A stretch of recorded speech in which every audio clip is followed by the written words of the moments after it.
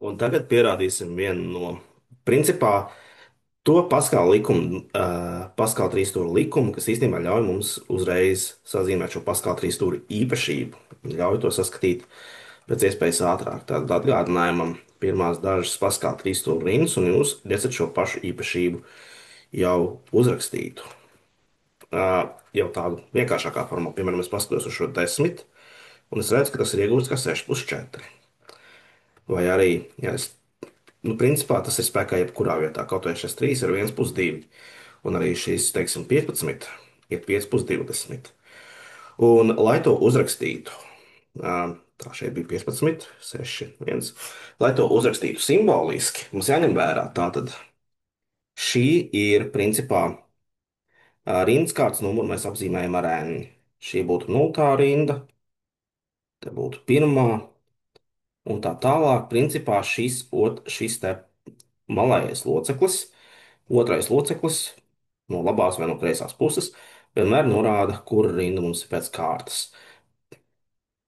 Un, principā, šī būtu N plus pirmā rinda. Un, kā mēs atceramies, tie visi ir kombināciju skaiti. Un mēs, principā, esam izskaitījuši 0, 1, 2, šoreiz, piemēram, 2, bet vispārīgi K plus pirmais elements. Un tā ir summa no diviem elementiem no rindu iepriekš, kur ir gan tas pats kārtas numurs, K plus 1, gan arī viens iepriekš, parastais K. Un kā to pierādīt? Izrādās, man sākumā likās, ka tur vajag šo matemātisko indukciju, bet mēs tašais varam bez tās iztikt. Un labi, ka šeit mēs bez tās varam iztikt. Jo mums noderēs uzrakstīt šo tādā izvērstā manierē, abus divus principā.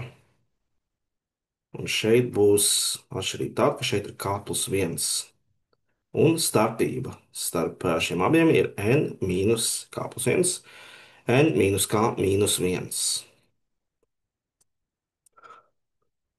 Un kas notiek, ja mēs tos abus saskaitām?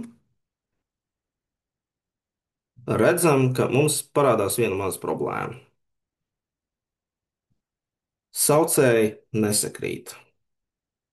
Un mums ir jābūt atapīgiem ar saucēju vienādošanu. Mēs varam daļu saskaitīt tad, ja tiem ir vienādi saucēji.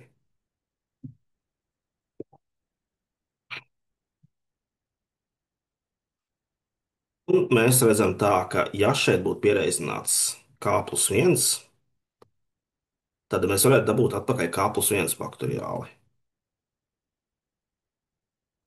Bet šeit savukārt, ja mēs pierēzinātu N mīnus K, mēs varētu dabūt n-k faktoriāli. Kāpēc? Tāpēc, ka n-k faktoriāls ir tas pats, kas n-k reiz tas, kas ir tieši iepriekš, n-k mīnus 1 faktoriāls.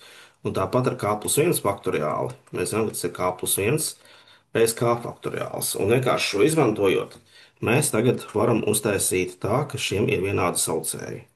Un, ja šeit mēs esam pierēzinājis, tad te ir k plus 1 faktoriāls, un te ir n-k faktoriāls tā kā bija. Bet reizinājums tagad ir n faktoriāls reizes k plus 1.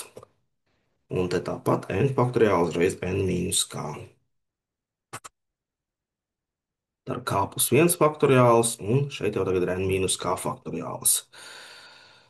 Tātad mēs tagad apvienosim uz kopīgas daļas svītras, k plus 1 faktoriāls, n mīnus k faktoriāls, un jūs redzat, ka n faktoriāls ir tāds kā kopīgs reizinātājs, kur mēs īstenībā pat iznesīsim ārā. Tad mums te paliek k plus 1 plus n, un kāda sagadīšanās mīnus k. Tas nozīmē, ka mēs saīsināsim šos divus elementus, un mums paliks n faktoriāls reizes n plus 1. Samaiņiem vietām saskaitām nos, tātad te ir no 1 plus n uz n plus 1. Un jūs droši vien vērīgāk jau pamanīja, n faktoriāls reizes n plus 1 ir tas pats, kas n plus 1 faktoriāls.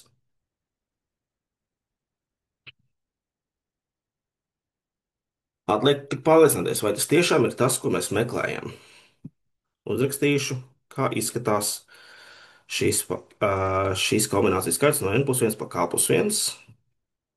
N plus 1 faktoriāls skaitītājā, k plus 1 faktoriāls saucējā, tik tālu labi, un starpības starp šiem abiem n plus 1 mīnus k mīnus 1, un viennieks saīsinās, Un mēs redzam, ka tas ir tieši tas pats, kas mums ir jāiegūst. Un šādi mēs esam pierādījuši īstenībā to vienu īpašību, kas ļauj mums Paskāla trīs stūri uzrakstīt gana ātri.